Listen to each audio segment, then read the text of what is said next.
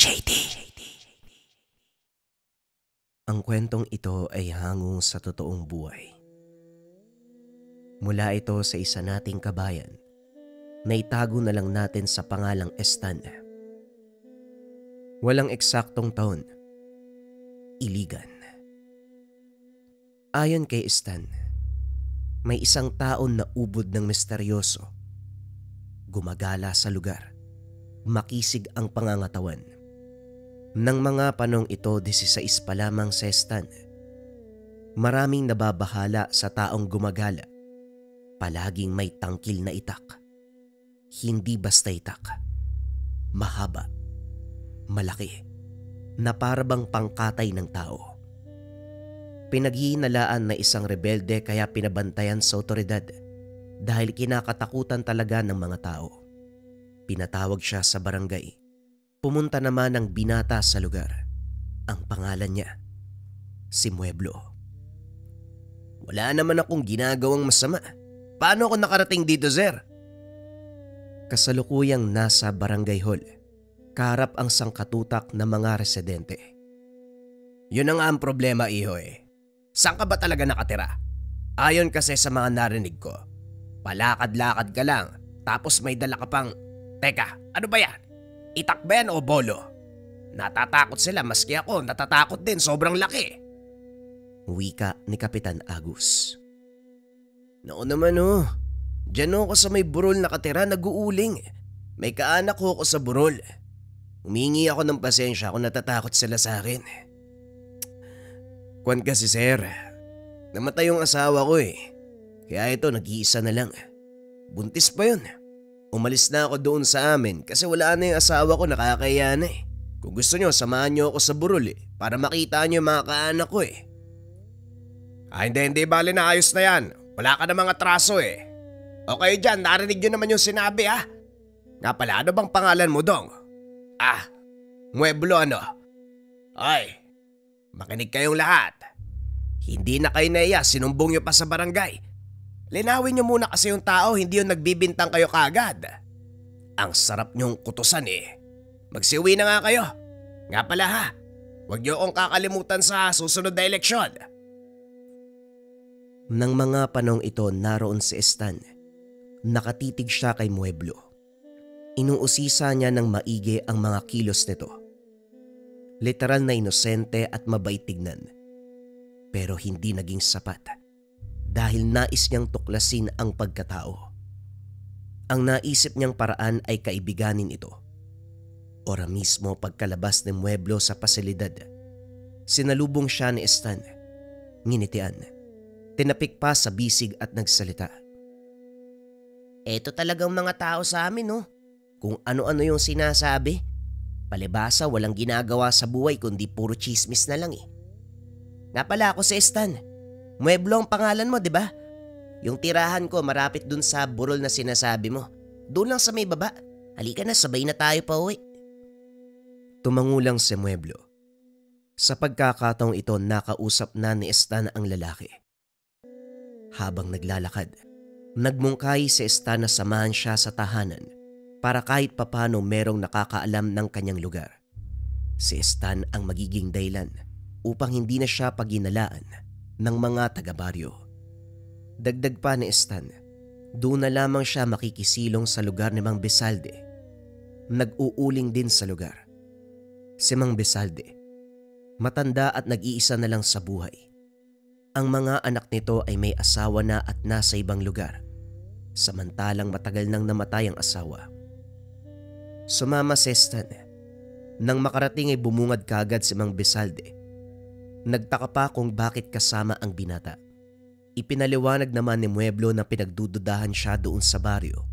Kaya naman sinama niya si Stan upang maging saksi na hindi siya masamang tao. Etong si Mueblo, pamangkin ko talaga yan. Ako nga ang dahilan para dito na lang yan tumira. Kasi nga nahihiya siya dun sa biyanan niya. Namatay na kasi ang asawa niya. Wika ni Mang Besalde.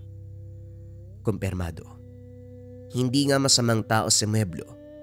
Tama din ang sinabi doon sa barangay. Yun lamang ang nais marinig ni Stan. Matapos nun ay nagpaalam na ang binata. Lumipas ang ilang mga araw. Wala na ang mga sabi-sabi. Tinuturing na si Mueblo sa lugar na isang residente. Kaso nga lang may isang kaganapan na nagpawindang sa buong baryo. 2 aswang ang natagpuang patay. Binalahura ang katawan nito. Nasa tabing ilog. Tadtad ng taga sa katawan. Napakapangit ng itsura. Wakwak ang buong katawan. Hanggang sa may nakakilala sa mga ito. Mga ahente umano ng lupa mula sa ibang lugar. Nagdududa ang ilan na baka nagpapanggap lang ang mga ito. Malaking katanungan kung sino ang pumaslang at ang pinaka nakakapagtaka, wala umanong mga puso ang aswang, biyak ang dibdib at bakante ang kinalalagyan ng puso. At sa noon ng mga bangkay, may hiwang hugis ekis sa sentro talaga ng noo at siguradong mapapansin. Ang kaganapang ito ay nakarating sa iba't ibang sityo. May isang tao pa doon na umamin na siya daw ang pumatay sa mga aswang. At dahil kilalang bantugan, madali lang daw sa kanyang patahin ang mga nilalang. Ang pangalan nito ay Jorio. Ayon kay Stan may kagaspangan ang pag-uugali.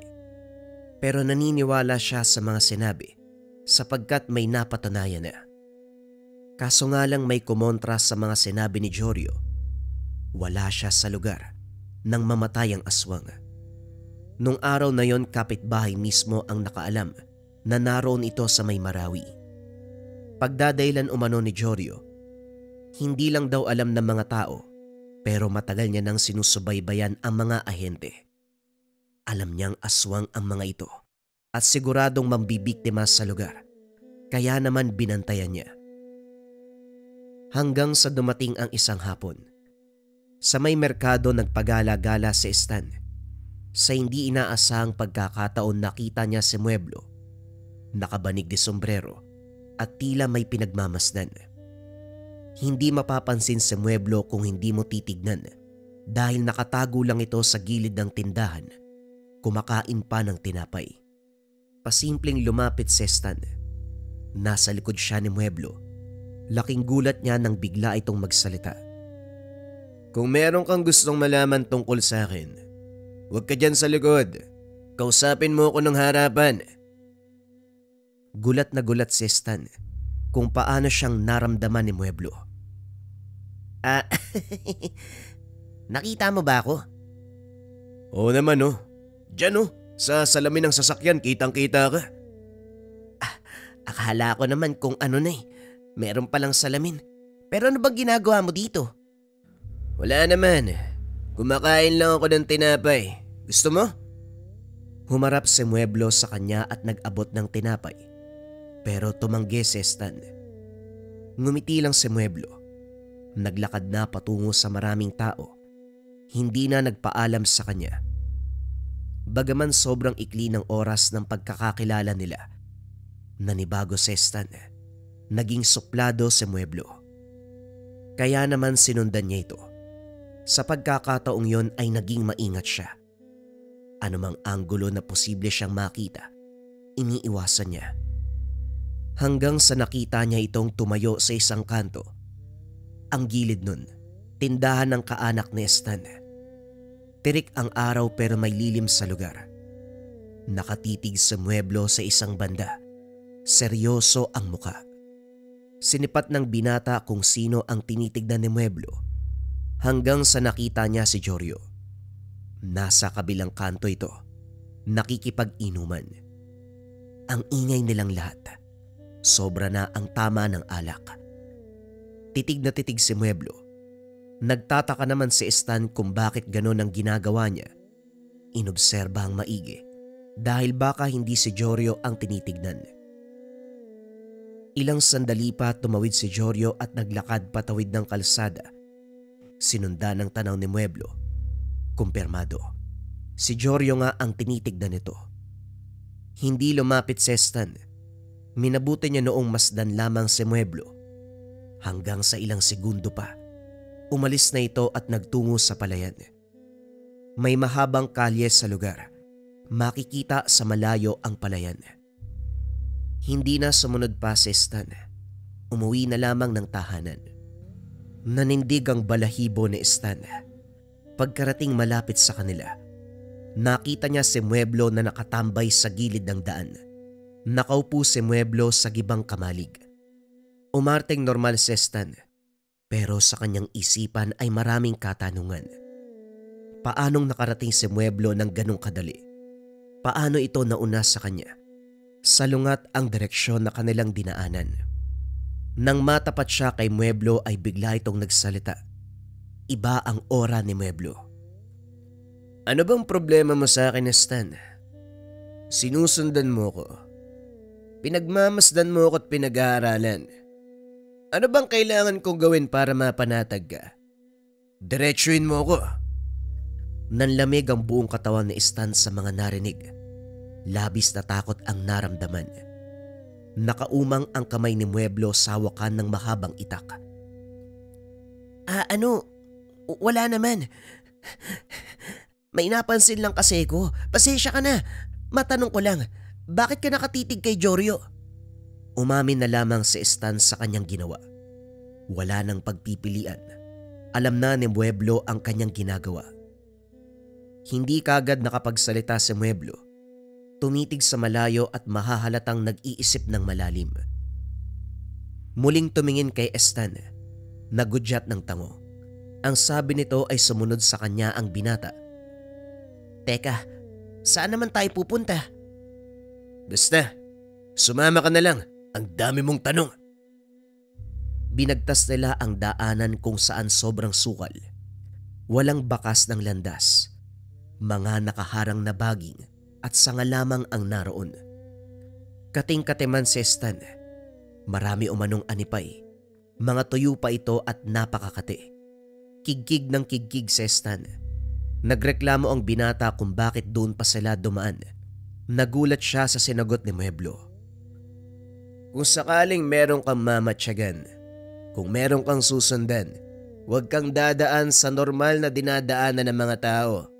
Doon ka sa masukal para hindi ka makita kagad. Markado ko ang lugar na ito. Dito ako madalas dumadaan. Ako lang mag-isa palagi. Ngayon lang ako nagsama dahil napakapilyo mo. Iwasan mong humakbang sa kanan. Kapag nagkamali ka, siguradong pupulutin ka talaga sa ibaba. Hindi nakapagsalita kagad si Stan. Dahil kung titignan ng paligid, imposibleng madaanan ito. Napakadelikado. Isang mali lamang malalaglag ka sa ibaba. Napakalalim ng bangin. Ang gulo mong kausap. Ang sabi mo dito ka dumadaan. Bakit hindi mo man lang nilinis? May itak ka naman. Tapos wala namang palatandaan na may dumadaan dito. Sumunod ka na lang. Huwag na masyadong maraming tanong. Obserbahan muna kita kung pwede kang pagkatiwalaan ng mga impormasyon. Ilang sandali pa ang lumipas pababa na ang tinatahak nilang landas. Narinig ni Stan ang agos ng tubig sa ibaba. Pakiwari niya, ang lusutan ng lugar na ito ay isang ilog. Hindi nga siya nagkamali, pero ang nagpatindig ng balahibo ni Stan. Dahil ang ilog kung nasaan sila ngayon, doon natagpuan ang bangkay ng dalawang aswang. Nakarating sila sa lugar ng sobrang bilis. Malayo ang ilog dahil nasa kabilang baryo. Aabutin ng ilang oras na paglalakad bago makarating. Kaya naman ang katanungan ni Stan sa isipan, paano silang nakarating sa lugar ng ganong kabilis? Sobrang bilis nating nakarating dito ha. Tapos ibang direksyon yung dinaanan natin. Paano tayo nakarating dito? Hindi mo pa maiintindihan ng mga bagay na yan dahil makitid pa yung utak mo. Ang ipapaliwanag ko sa'yo, yung mga namatay dito. Biglang binunot ni Mueblo ang itak. Inangat niya ito. Napasigaw ng malakas si Stan na huwag siyang papatayin. Ngumiti si Mueblo at inabot kay Stan ang itak. Doon niya nakita ang markang X. Napanganga si Stan. Mabilis na sumagi sa kanyang isipan ang markang X na naroon sa noon ng mga napatay na aswang. Tumitig siya kay Mueblo at inusisa ito. Nakangiti lang sa kanya habang nakatitig. Anong ibig sabihin nito? Bakit may markang X? Sa bawat napapatay ko, iniiwanan ko ng markang X. Mahirap paniwalaan ano? Yung Joryo na nagsasabi na siya ang pumatay sa mga bangkay. Pakana niya lang yun. Ang totoo, kasama niya yung dalawa. Hinimok niya ang mga ito, nagpanggap na mga ahente ng lupa. Hindi makagalaw sa kinakatayuan si Stan sa mga narinig. Dagdag pa ni Mueblo. Yung mga aswang na nambibiktima ng tao, dinudukot upang ialay. Nagsasagawa umano ng ritual itong si Joryo. Pinuno ng malaking kulto si Joryo. Kung titignan, parang isang hamak na tao lang. Pero mayaman daw itong si Joryo. Sa bandang Marawi nakatira. Nagpapanggap lang na lokal na residente sa Iligan. Maging ang kinakasama nitong babae ay hindi daw totoong asawa. Bagkus kasapi lang ito ng kulto. Ang pinakadahilan kung bakit naroon sa lugar si Mueblo ay para kay Joryo. Naghahanap siya ng pagkakataon para mapatay ito. Sapagkat sobrang ilap, matinik, dahil isang bantugan. Nanlaki ang mga mata ni Stan. Hindi niya alam kung maniniwala ba sa mga sinasabi ng kausap. Kitang-kita niya sa reaksyon ni Mueblo na nagsasabi ito ng totoo. Hindi ito mayabang. Pero ang tanong, anong klaseng tao ito? Sa kabila naman ng lahat, nagbago ang paningin niya kay Joryo. Lumabas na masamang tao ito. Namumutawi na ang mga katanungan sa kanyang bibig. Pero hindi niya masabi ang mga katanungan. Napalitan ng pagkalito na may halong pagkamangha. Maya-maya pa ay nag-aya ng umuwi si Mueblo. Pero ibang daanan ang tinahak nila. Doon na sa orihinal na daanan, ilang oras ang tinagal bago sila nakauwi. Nagsimulang magduda si Stan na baka isang albularyo itong si Mueblo. Kung sakaling totoo man ang mga sinabi nito, literal na isang biyasa ang tao. Hindi naman may pagkakaila sa kanya ang mga kayang gawin ng albularyo. Subalit sa pagkatao ni Mueblo, parang brutal. Tinadtad ng taga ang mga aswang. Pero bakit wala ang mga puso? Dito na siya nagtanong kay Mueblo. Pero ngumiti lamang sa kanya. Sinabing hindi niya alam. Baka kinuha ni Joryo. Nang makarating sa tahanan, dumiretso si Mueblo sa nayon. Hindi man lang nagsabi kung anong sadya roon. Inihatid niya lang si Stan at umalis na sa lugar. Susundan sana ng binata. Pero nag-aalangan ito. Alam niyang mararamdaman siya ni Mueblo, baka mainis at mabigwasan siya. Batid niya na may palihim na hakbang si Mueblo at hindi ito pwedeng kulitin. Napakaselan, hindi naman mawala ang pananabik sa panig ni Stan. Naglalaro sa kanyang isipan kung paanong papatay ng Mueblo ang isang bantugan at pinuno pa ng kulto. Kinagabihan habang nasa bahay si Stan, nakarinig siya ng kakaibang alulong ng aso, nakakakilabot, nakakapanindig balahibo. Nasa may likuran nito banda, sa liblib at sobrang sukal. Itong bahay nila Stan, karaniwang tahanan na makikita sa bukid. Isang palapag na nakaangat ang sahig sa lupa. May beranda. Dalawa ang beranda at nasa likod ang isa. Kasama niya si Tatay Berting at Nanay Linda sa lugar. Pumunta ang mga ito sa kusina. Sinipat kung ano ang umaalulong. Naroon sa may likuran ang abuhan at imbaka ng mga panggatong. Kasalukuyang nasa sala ang binata. Napakamaalinsangan. Hindi niya alam kung bakit. Ang sabi naman ni Tatay Berting na ang pagkaalinsangan, isang paywatig ng aswang. Lumapit siya sa mga magulang. Bumaba si Tatay Berting at bitbit ang itak. Bababa din sana si Stan, kaso nga lang inabisuan siya ng ama. Ang sabi wag daw bababa dahil merong aswang. Patungo ang kanyang tatay sa pinagkukunan nila ng tubig sa may balon at sobrang nababahala si Stan. Hanggang sa hindi na nakapagpigil, kumuha na din ng sariling itak Walang sabi-sabing bumaba. Kahit sigawan pa ng kanyang ina, hindi nakinig ang binata. Inangat ni Tatay Berting ang kamay na ibig sabihin huwag gagalaw si Stan. Kitang-kita ng binata, nakatitig sa isang banda ang padre de pamilya.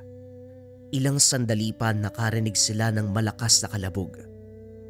Kasunod nun, isang tao ang wari ba na tumilapon mula sa liblib. Bumulagta ito sa likuran ng tahanan. Marami ang tinamong sugat sa katawan. Kitang-kita ni Stan na wari tinadtad ito ng itak. Si Tatay Berting kumaripas ng takbo paakyat ng bahay. Habang si Stan, parang napako na ito sa kinakatayuan at nakatulala. May lumabas mula sa masukal na sagingan. Nakakawindang ang itsura.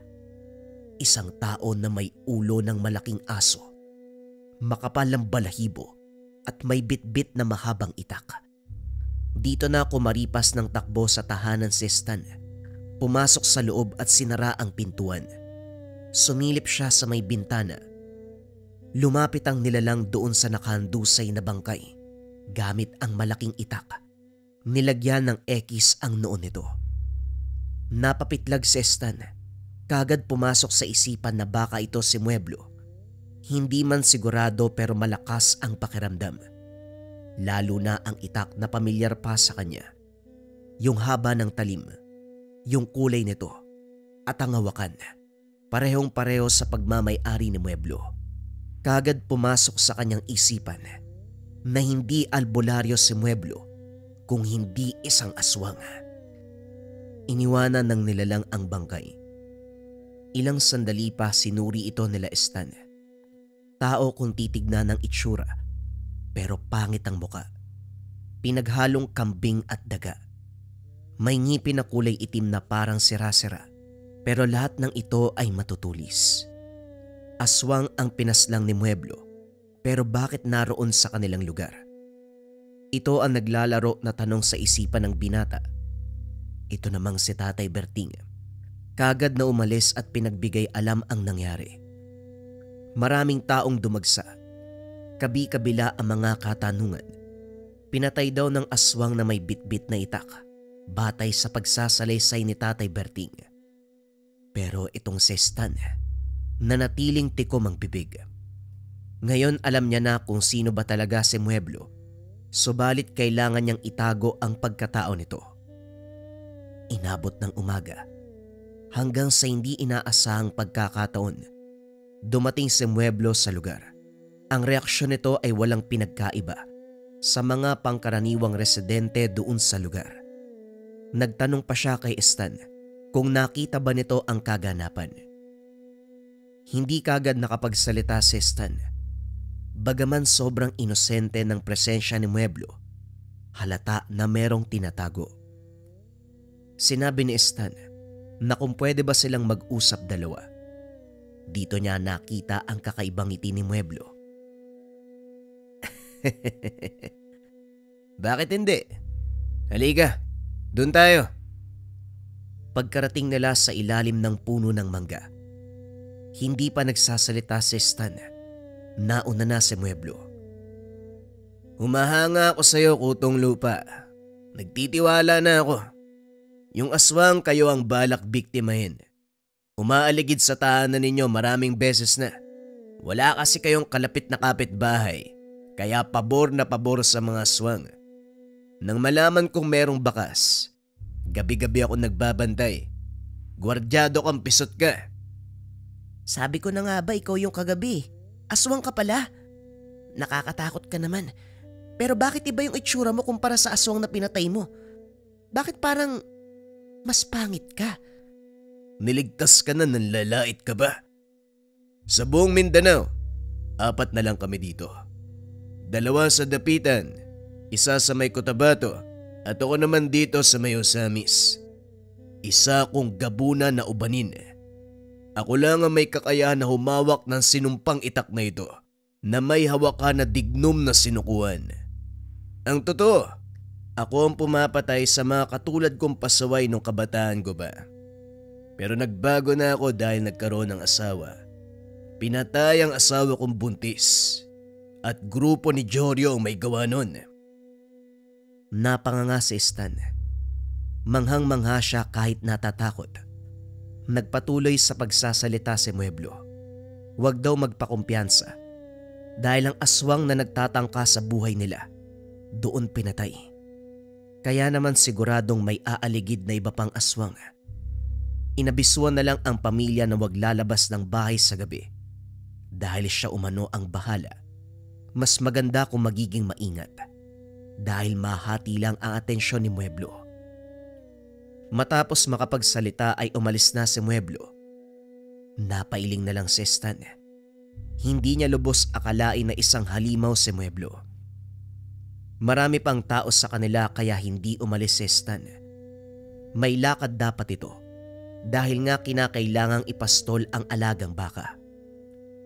Kakasilang pa lamang ng araw dumating na ang kinauukulan. Kinuha ang bangkay. Pero bago mangyari ang bagay, may investigasyon, pagtatanong sa kaganapan. Pagkaalis sa mga tao, nakita ni Stan si Mang Bezalde. Naroon sa likod ng tahanan, may kung anong sinasaboy. Nagtaka ang binata kaya lumapit siya dito, pero kagaya ng nangyari kanina, hindi pa siya nakakapagsalita ay nauna na si Mang Bezalde. Alam mo na pala ang patungkol sa kanya.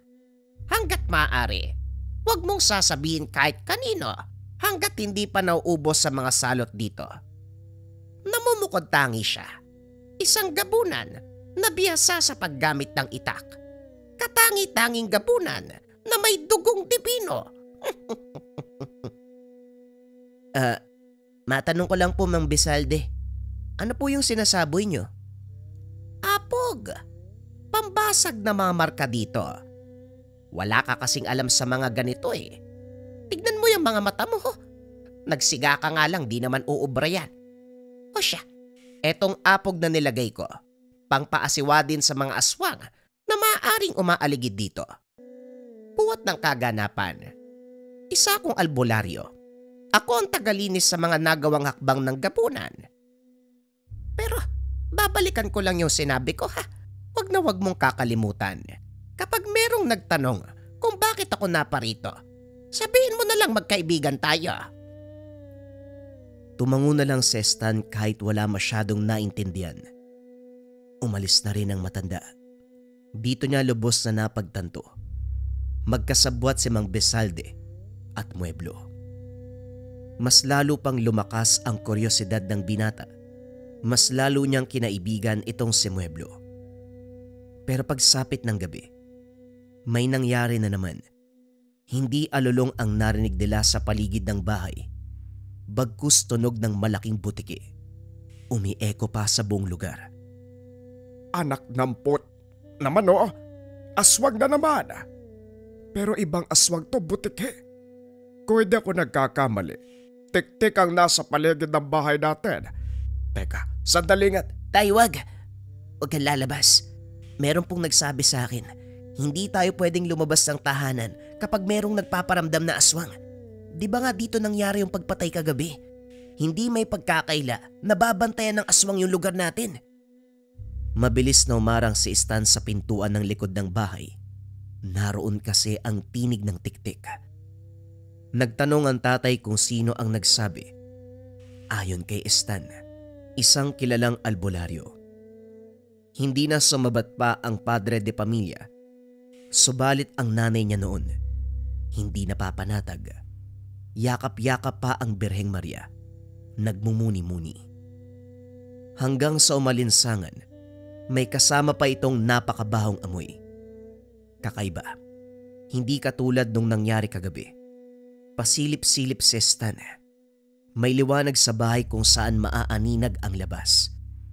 Hanggang sa nakarinig siya na parang alulong. Napangiti ang binata at nagsalita. Ligtas na tayo. Huwag na kayong mag-alala. Paano mong nasasabi ang bagay na yan? May alulong. Anong ligtas doon? Basta bukas asahan niyo, may bangkay ng aswang na matatagpuan. Sa tansya ko 2 yan eh. Loko kang bata ka. Kailan ka pa natutong gumamit ng bawal na gamot? Linda, dalin mo nga sa sentro yung anak mo. Ipatingin mo baka may sira na kung ano-ano ang sinasabi. Napatawa si Stan. Kitang-kita niya ang reaksyon ng mga mukha ng magulang. Pero hindi nga nagkamali ang binata. Kinabukasan, 2 bangkay ng aswang ang natagpuan sa may liblib na banda. Malapit na ito sa gubat. Itong si Tatay Berting napatingin sa kanya. Kumindat pa si Stan. Ngumisi. Mahina niyang sinabing tama ang hinala niya. Hindi naman na nagsalita ang ama. Maraming mga tao sa paligid. Kung gaano karami ang dumadagsa noon, mas marami pa sa ngayon. Dahil maging ang taga-kabilang ibayo, naroon na nakikiusisa. Naroon din si Jorio at ngumingiti pa. Maraming nagtanong kung si Jorio ba ang pumatay, pero hindi nagsasalita ang tao. Bagaman nakangiti, mahahalata na parang may problema. Animoy walang tulog, ayon kay Stan. Pagsapit ng tanghali, pinuntahan ng binata ang bahay ni Mang Besalde. Wala doon si Mueblo. Si Mang Besalde lang ang bumungad sa kanya. Magkakasama kami kagabi. Gusto ko malinis kaagad nang hindi ako namamataan ng mga tao. Baka may magduda eh. Si Mueblo umalis. Mamaya pa ang balik ton. Ano bang pinunta mo? Bakit parang meron kang suliranin? Wala naman po. Gusto ko lang pong bumisita. Mang Besalde, parang gusto kong sumama. Pwede po ba yun? Ano bang ibig mong sabihin? Linawin mo nga. Kwan po ba, gusto kong sumama sa inyo kapag papatayin yung mga alipores si Jorio. Anong sinasabi mo? Sasama? Hibang ka ba? Ang sarap mong dagukan. Tama pala si Mueblo, makulit ka nga. Binawi naman kagad ni Stan ang mga sinabi niya. Pero may pahabol itong kakaibang titig na nagpapaiwatig ng kursonada. Hanggang sa nagsalita si Mang Besalde. Kung sasama daw si Stan, magpaalam kay Mueblo wag sa kanya. Dahil si Mueblo talaga ang kumikilos. Habang nag-uusap ang dalawa, si Mueblo ay nasa malapit lang at nakikinig. Nakatago sa isang puno ng mulabe. Lumabas ito at lumapit. Habang nangyayari ang bagay na yun, nakatitig ng seryoso kay Stan. Hindi naman nakapagsalita ang binata, maging si Mang Besalde ay natahimik. Pumanik pa ito ng tahanan dahil naroon sila sa baba noon. Itong bahay ni Mang Besalde ay maliit lang, pero nakaangat ang sahig sa lupa. May beranda, may maliit na sala. Pero kung ano yung sala, yun na din ang tulugan at hapagkainan. Nasa pinakatuktok ito ng burol. Walang ibang bahay doon maliban sa tahanan ni Mang Besalde. Namamangha ako sa'yo, Stan. Nakikita ko sa'yo ang kapatid ko. Hindi siya gabunan. Tao lang siya dahil nagmana sa nanay namin. Pero patay na siya eh. Alam mo ba kung anong kinamatay niya? Dahil sa pagsama sa akin. Walang problema sa akin kung sasama ka. Matapang ka eh. Yan ang gusto ko. Bibihira lang ang taong katulad mo. Tatanungin kita, handa ka bang mamatay? O kita mo na, hindi ka makapagsalita. Ano, isasama talaga kita. Para mas maging panatag ako, may makakasaksi sa lahat ng ginagawa ko. At may makakaalam sa pagiging alamat ko. Napaisip si Stan ng maigi. Nag-aalangan siya pero may tumutulak talaga sa kanya para malaman ang lahat patungkol kay Mueblo.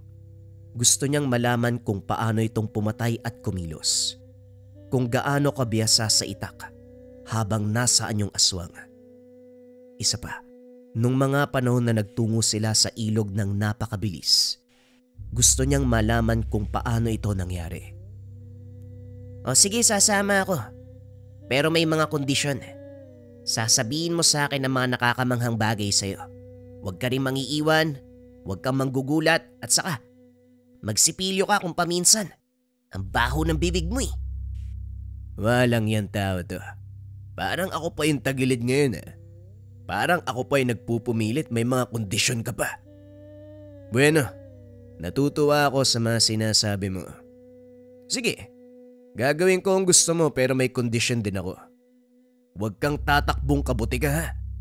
Mamaya sumibat ka kapag natakot ka Yung tapang na nakikita ko ngayon, panindigan mo. Bukas, o hindi kaya naman sa makalawa, dadalaw na lang ako sa inyo. Kapag nakita mo ako sa lugar, alam mo na ang ibig sabihin. Sige na, umuwi ka na. Mang Bezalde, wag mo nang kausapin yan. May saltik yung binatang yan Saan ka ba makakakita ng ganyang kalakas yung loob? Ano ba, umuwi ka na? Yung mga baka nyo ipastol mo naman yan. Nalilipasan na ng gutom Hindi na kumibo pa si Stan. Umuwi siya noon. Pero habang naglalakad para bang nagsisisi si Stan, dito niya napapagtanto lahat ng kayabangan, lalo yung umiral sa kanya kanina. Subalit wala na. Nakapagbitaw na ng salita at dapat itong panindigan. 3 araw mula nung biglang napadalaw itong si Mueblo, nagkataon pa talagang wala doon si Stan. Mga magulang lang ang naroon. Nagtataka ang mga ito sa pagdating ng tao. Nagtanong kung ano ang sadya. Sinabi naman ni Mueblo na si Stan. Magkaibigan sila ni Stan. Akalain nyo yun, masipag pala yung anak nyo. Gusto magpaturo sa akin sa pag-uuling Nasaan po ba si Stan? Nang mga sandaling ito nasa bulwagan ng bahay si Mueblo, nakadungaw naman sa kanya doon sa beranda ang mga magulang ni Stan. Ayon kay Tatay Berting, antayin na lamang dahil mamaya dadating na. Inilipat lang ang mga alaga nilang baka. Pinakyat ng bahay si Mueblo, pero may napansin ito. May marka ng aswang sa beranda. Sinuri ni Mueblo kung gaano kasariwa ang marka. Kagabi lang nilagay. Pero hindi ito nagbigay abiso nung dumating na si Stan. Doon pa siniwalat ni Mueblo ang mga marka. Hindi ko to namalayan Nandito naman ako kagabi. Mukhang mainit sa inyo ang mga nilalang. Huwag kang mag-alala. Marka lang naman yan Ako na ang bahala. Siguro nasa mga 1 linggo pa yan bago magparamdam. Teka, paano kapag nagkamali ka? At saka, ano ba yung marka? Palatandaan, Stan. Tinatandaan ng bahay nyo. Hindi nabura lahat ni Mang Bezalde. Kapag may marka ng aswang ang isang lugar, malalaman ng mga aswang ang sistema. Malalaman din nila kung kailan ang pagkakataon para umatake. Sa ngayon hindi pa nakakabahala. Magtiwala ka sa akin. Tumangulang si Stan. At dahil nga sa presensyang yun ni Mueblo, siguradong may lakad na sila. Malakas ang kabog ng dibdib ni Stan. Kinakabahan siya ng husto sa mga oras na yun. Hanggang sa nagpaalam na si Mueblo sa mga magulang ng binata. Sinabing dadalin umano siya ni Stan noon. Gabi daw silang mag-uuling para hindi mainit. Hindi naman humadlang ang mga ito. Umalis na sila. Habang naglalakad, inabot ni Mueblo ang itak kay Stan. Ang sabi ay kinakailangan daw ito ng binata. Ano man ang banta, walang sinasanto ang itak na ito. Lahat kapag tinamaan, kung hindi mamamatay magkakaroon ng malalang pinsala. Medyo gumaan ang pakiramdam ni Stan. Kahit papano ay meron siyang sandata. Nagtanong pa ito kung saan sila pupunta. Ayon naman kay Mueblo. Kung bibigyan tayo ng pagkakataon, itutumba natin si Jorio. Nagsasagawa ng ritual Tinamaan na nga ako ng mga talandro niya. Pero ang hindi niya alam, hindi ako tinatablan. Hindi niya alam na ang aswang na katulad ko ay isang purong dibino. Saan naman natin matatagpuan si Jorio? Hindi ko rin alam Magaling magtago. Wala din dun sa bahay na tinitirahan niya. Kasama pa yung aswang nakasapi lang pala ng kulto. Gagala tayo. Malalaman ko naman kung nasaan yan mamaya eh. Kung may mga aswang, naroon ang hayop na yon. Kaya maging alisto ka. Magbaon ka ng malaking tapang. Dahil kapag maliit yan, siguradong mamamatay ka kapag nagpakita sa'yo yung aswang. Ano ba? Umayos ka nga. Huwag ka masyadong magpakumpiyansa dyan sa itak. Ayusin mo yung hawak dyan. Hindi kasi nakahawak si Jorio sa tali na nakaugnay sa taluban. Nahuhubara na ang itak. Ang sabi pa ni Mueblo, maging tao kapag tinamaan nito, parang nakagat ng isang pulutong nabubuyog. Mainit ang pagtama ng itak. Makamandag pa ito dahil posibleng ikamatay kahit maliit na sugat lang. Hindi biro ang talim ng itak ni Mueblo, kaya ingat-ingat daw dahil baka maging sarili ay masugatan. Nagtungo sila sa merkado. Maraming tao kapag malapit ng gumabi. Nagtanong si Stan kung bakit doon. Dagdag pa nito, papatayin ba nila si Jorio sa maraming tao? Hindi. Kaya tayo naparito dahil inaalam ko pa kung nasa ng mga alipores si Jorio. Ano bang sabi ko sa'yo? Kung nasa ng mga aswang, naroon din siya. Sandamukal na aswang ang nasa panig niya dahil lalong nanganganib ang buhay niya sa akin. Bagaman may pinapakawalan siyang talandro na tumatama, hindi niya ako kilala sa personal. Hanggang sa mga naiwang bakas lang siya bumabatay. Mga bakas na hindi nabura ni Mang Besalde. Dito ka lang, tignan mo kung saan ako tutungo. Kung sino ang lalapitan ko. Aswang yan. Wika ni Mueblo. Nasa iskinita si Stan. Sinusundan niya ng tingin si Mueblo. Tumawid ng kalsada. Malapit na ito sa tindahan ng kaanak ni Stan. Umupo si Mueblo sa isang mahabang upuan.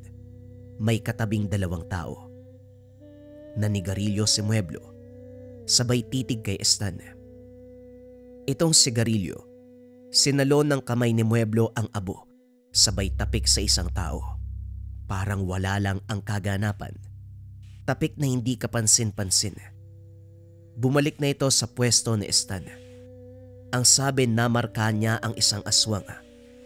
Yung 2 nakaupo. Mga aswang na nagkukunwaring mangangalakal. Aantayin lang nilang umalis at saka susundan. Nagtanong naman si Stan kung paano kapag biglang nawala ang mga ito. Meron silang marka sa akin. Kahit saan yan magpunta, siguradong malalaman ko. Yung agyo ng sigarilyo, marka yun? Oo, pero may kasamang orasyon. Mas mabisa ang abo kapag minarkahan. Mabisa din ito sa pagtanggal ng marka. Kung minsan, ito ang ginagamit ni Mang Besalde, pero umaasa talaga siya sa apog. Abo din naman kasi yun. Sipitin mo lang sa kilikili mo ang itak. Mahaba naman ang galamay mo eh. Baka kung ano pang masabi ng mga tao kapag nakita sa'yo yan. Sinunod ito ni Stan hanggang sa nakita niyang naglalakad na ang 2 tao. Kapwa ito na nasa hustong edad. Sumunod kagad ang 2. Kung saan tutungo si Mueblo, doon din dadaan si Stan. Huwag lilingat dahil maiiwan siya. Habang naglalakad, pahintu-hintu sila noon hanggang sa tuluyang umanong nakarating sa kalsadang bihira na lang ang mga tao. Ang unahan, masukal.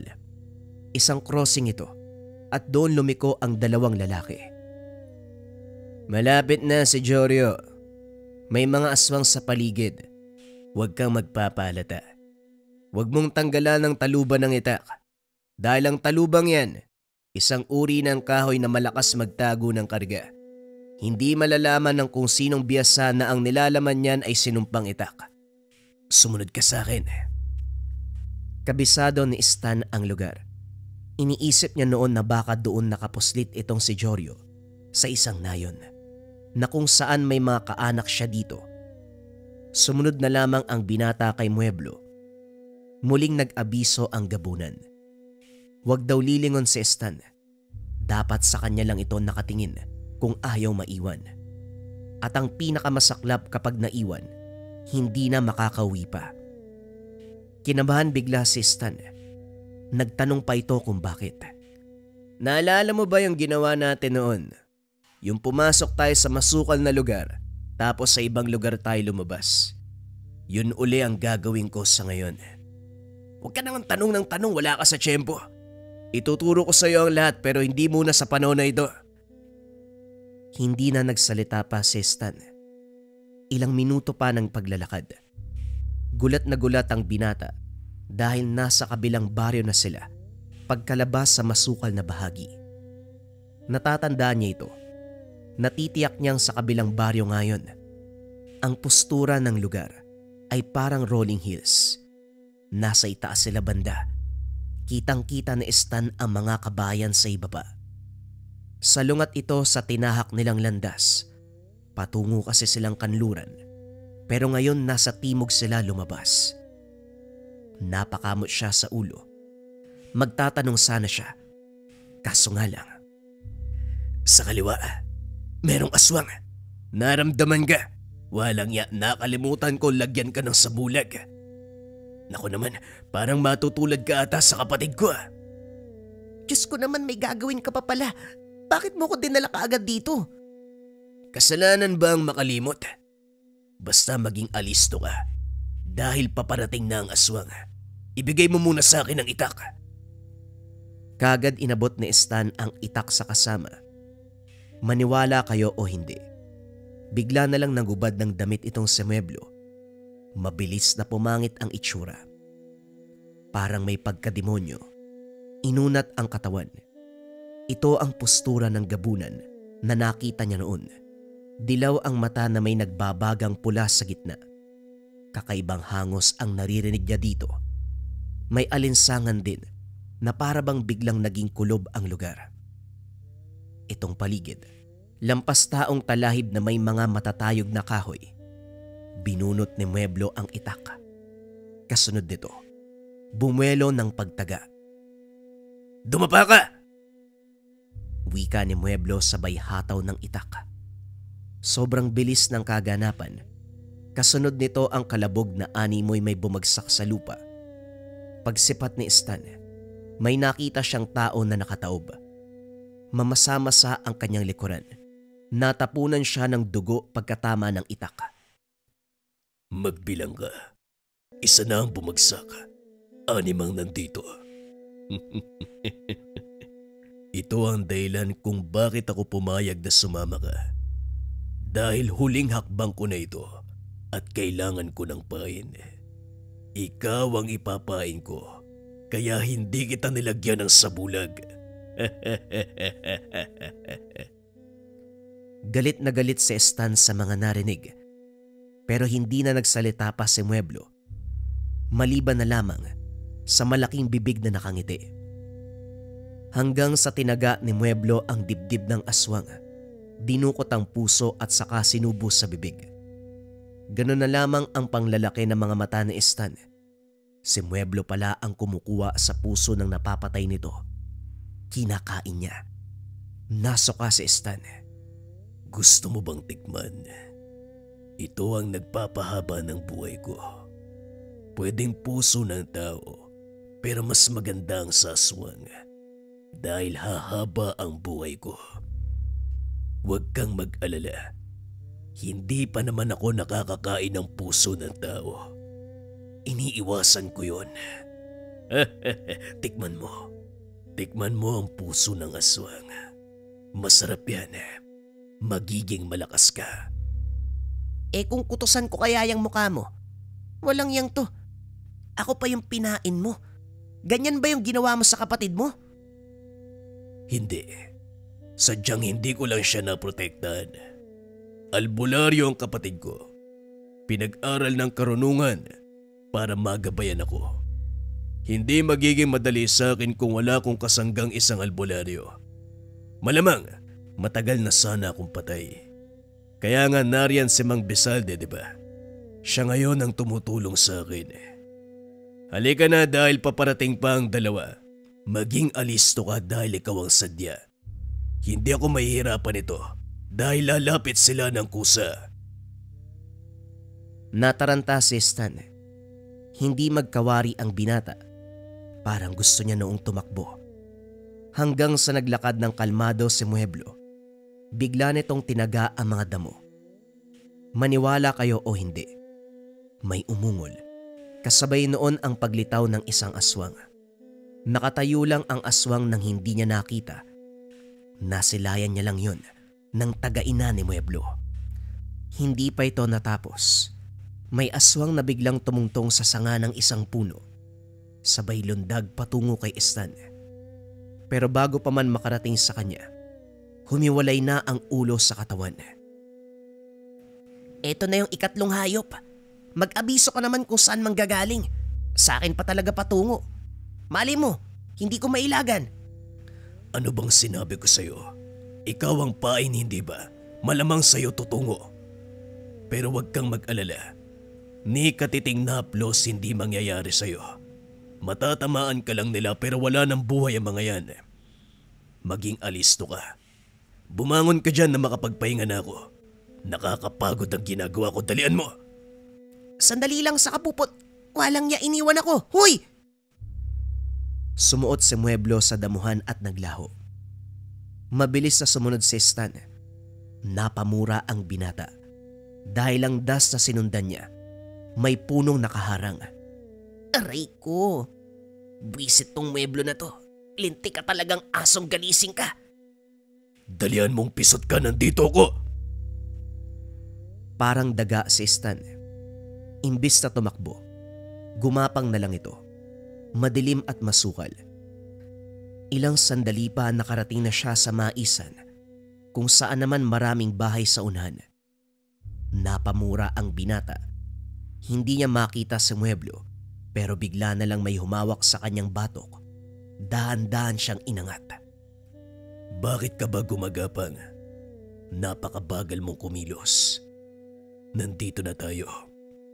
Nakikita mo ba ang bahay na yan? Nariyan si Jorio. 3 pang aswang ang kailangang patayin bago kami magtagisan ng lakas ni Jorio.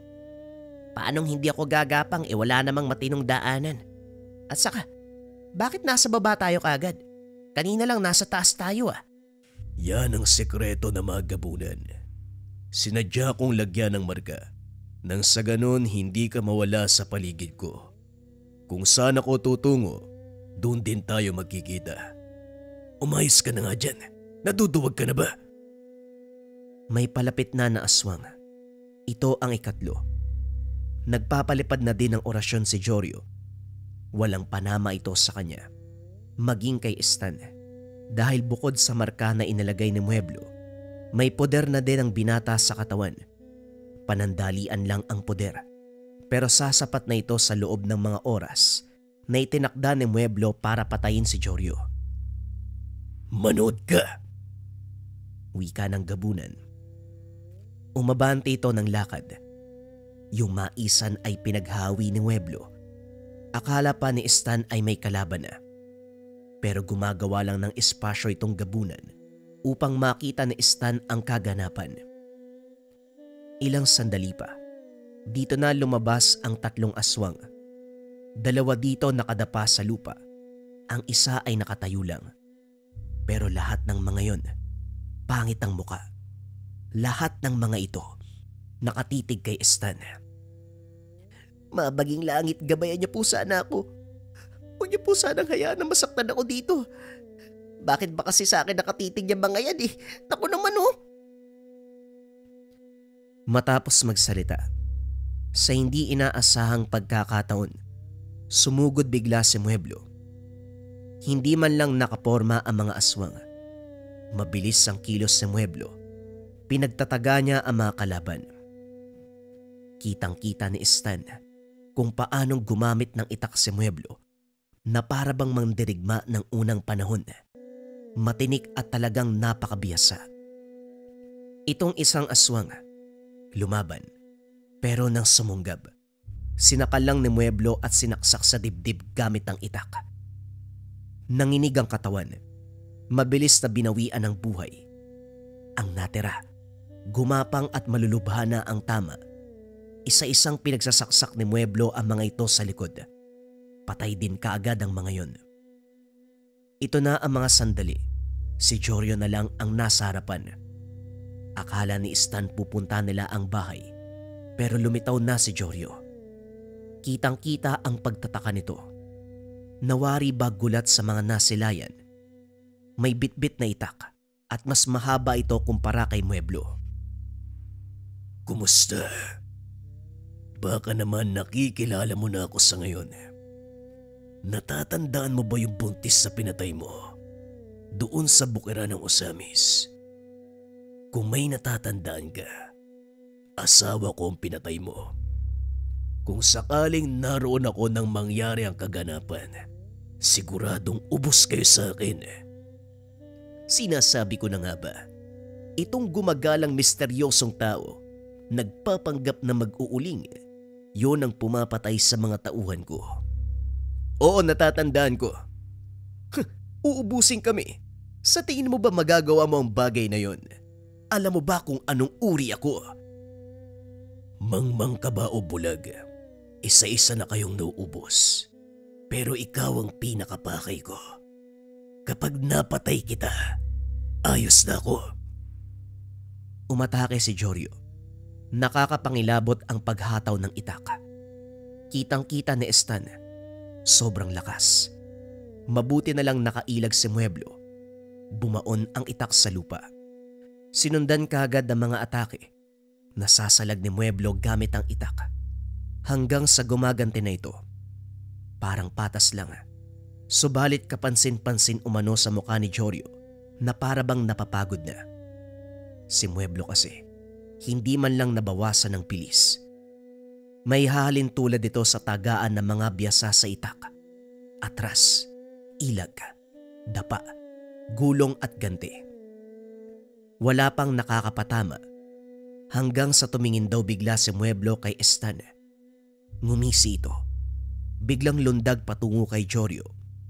Tinaga ni Mueblo si Jorio. Naganda ng pagsalag. Pero binago ni Mueblo ang pagkatake. Pagkalapat ng mga paa sa lupa, kumabig sa gilid at sa bewang pinatamaan si Jorio. Natulala na lamang ito ng tamaan ng itak. Biglang lumuhod si Jorio. Nakatukod ang sandata sa lupa. Lumapit si Mueblo. Pinugutan ng ulo ang pinuno ng kulto. Napapikit na lang si Stan. Gumulong ang ulo nito sa lupa. Halika na. Umuwi na tayo. Wika ni Mueblo. Dahan-dahan itong nagbalik sa anyong tao. Hindi naman nakakibo si Stan. Kalmado lang ang paglalakad. Bumalik sila sa lugar kung saan hinubad ni Mueblo ang damit. Nagsuot ng damit si Mueblo. At sa maniwala kayo o hindi, nung pumasok sila ng napakasukal, ang bilis nakabalik sa lugar nila. Doon mismo sa bulwagan ng bahay nila Stan. Para bang mababaliw sa Stan. Ang masaklap. Diretso pa ang lakad ni Mueblo ni hindi man lang kumikibo. Iniwan na lang doon si Stan. Nakatulala. Hindi malaman ang gagawin. Nang makabalik sa ulirat, nagtungo si Stan sa may balon at naligo. Basang-basa siya ng dugo. Nakita ng mga magulang at sabi pa ni Tatay Berting, akala bukas pa ang uwi nito. Ayon man kay Stan, maagang natapos ang pag-uuling. Kinabukasan umugong ang balita.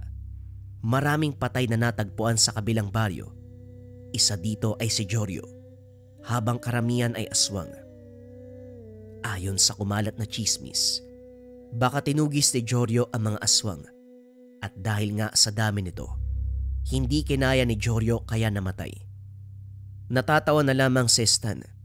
Walang kaalam-alam ang mga tao na iisang grupo lang ang mga labi. Walang nakakaalam na ang pumaslang sa mga ito ay si Mueblo.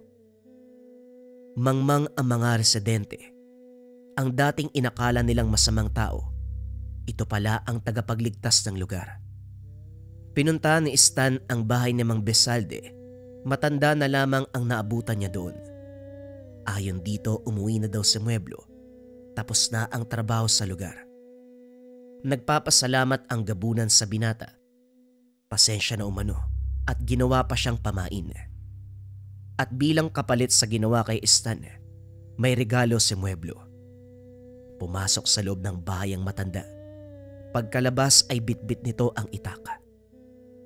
Ito, pinapabigay niya sa'yo. Hindi niya na daw gagamitin. Sa ngayon hindi ko alam kung saan siya nagpunta. Hindi ako naniniwala na umuwi. Wala na siyang uuwian. Malamang nagtungo lang yon sa kauri niyang gabunan. Ingatan mo ito, Stan. Pumunta ka rin dito para maturuan kita ng karunungan. Para naman magamit mo ang itak sa tamang paraan. Kinakailangan niya ng mga orasyon. Hindi man lang siya sumaglit sa amin. Loko talaga yung animal na yun. Kagabi iniwan ako. Hindi niya naman sinunod yung mga kondisyon ko. Pero maraming salamat, Mang Besalde ha. Ingatan ko to syempre. Tinuruan nga si Stan ni Mang Besalde ng karunungan. Hanggang sa naging biyasa ito. Nagpakita sa kanya si Mueblo. Minsan doon pa natutulog sa bahay nila. Hanggang sa nagkaroon ng pamilya si Stan. Ito namang si Mueblo. Nalaman niyang may bago ng pamilya. Hanggang ngayon, tandang-tanda na Stan ng lahat. Lalo na kapag hawak niya ang itak. Naaalala ang mga karanasan nila ng kaibigang si Mueblo. Ang isang gabunan na biyasa sa paggamit ng itak. Isa ka rin ba sa mga kagaya ng kabayan natin o mga kabayan natin na may karanasan sa kulam? Kulam, barang, tigalpo, palipad hangin, o anumang masamang uri ng sumpa. Kung naranasan mo na yung mga bagay na yun, kabayan, o nangangailangan ka ng pandepensa sa kulam, barang, tigalpo, palipad hangin, pwede mong subukan tong habak de bala from Lika Merchandise. Sobrang nagte-trending to ngayon mga kabayan. Marami yatang nakakaranas ng masamang uri ng sumpa. Kung nangangailangan ka kabayan ng mataas na uri ng pangdepensa sa spiritual, subukan mo tong habak de bala from Lika Merchandise. Kung interesado ka, i-visit lang ang shop ng Lika Merchandise.